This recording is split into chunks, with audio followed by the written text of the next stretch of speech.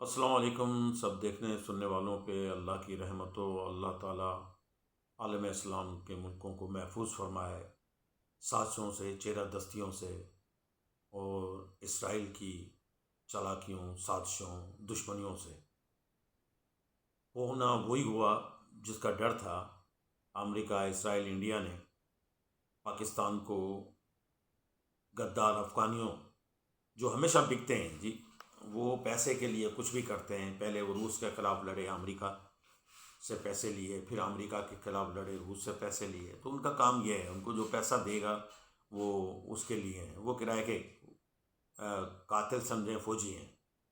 انہوں نے ہمیں پاکستان کو انگیج کیا اور آج صبح جو ہے اسرائیل اور امریکہ نے حملہ کر دیا۔ دیکھو، کوئی سویلائز حکومت کہتے تھے، دنیا کہتے تھے، کہاں ہے سویلائز؟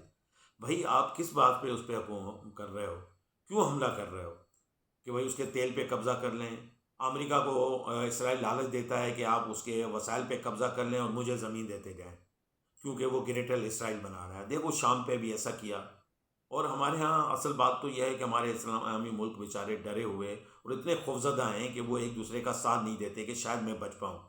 یقین جانیں یہ وہی بات ہے کہ جو کبوتر جو ہے نا، بلی کی آنکھیں بند کر لیتے ہیں کہ جی شاید میں بچ جاؤں گا۔ ایسا نہیں ہے بھائی، بچیں گے تب جب آپ سب مل کر کوئی ایک جگہ پر ایک ہمت کر کے ایک جواب دیں گے کسی کو طاقت بھرپور۔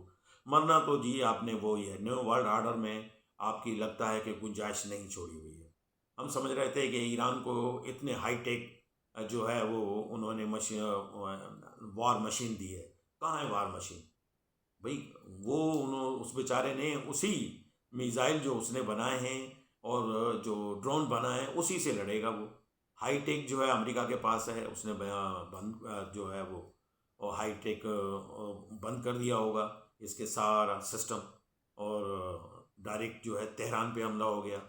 3 جگہوں پہ، مختلف شہروں پہ انہوں نے جو ٹارگٹ بنا کے رکھے تھے وہ حملہ کریں گے۔ کیوں کہ بھائی انہوں نے اسلامی دنیا کے ملکوں کو سیکنڈ ورلڈ وار میں ڈیوائڈ کر کے ٹکڑے کر دیے تھے۔ اس کے بعد پھر انہوں نے دیکھا کہ یار یہ پھر مضبوط ہو رہے ہیں، پھر ہمارے اسلامی ملکوں کو ایک ملک کو 3 ٹکڑے کیے، لیبیا کو کر دیا۔ لیکن کیا کس سے؟ اپنے ہی غداروں سے۔ یہی حال افغانیوں نے ہمارے ساتھ کر رکھا ہے، اور یہی حال ایرانیوں میں اتنی افغانیوں جو ہے وہ بغاوتیں جو کی تھیں، وہ غداری جو کی ہے، اندر سے جو غداری ہو رہی ہے وہ کیا ہے؟ وہ وہی ہے جو لیبیا میں ہوئی، لبنان میں ہوئی، شام میں ہوئی، مصر میں ہوئی، عراق میں ہوئی، اسی طرح سوڈان میں ہوئی، نائجیریا میں ہوئی۔ وہی ہو رہا ہے کہ وہ جہاں وہ حملہ کرتے ہیں اس کے بعد وہاں کے لوگ کہتے ہیں کہ ہم آزاد ہونے کے بعد وہ 3 ٹکڑے ہو جاتے ہیں، مزید ان ملکوں کے 3 ٹکڑے ہو جاتے ہیں۔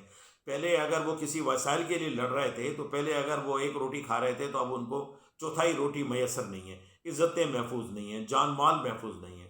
اس لیے اللہ تعالی ہمیں بھی سمجھ اور توفیق عطا فرمائے اور سب مل کے مظلوموں کی مدد کرنے کی ہمت عطا فرمائے۔ آمین ثم آمین۔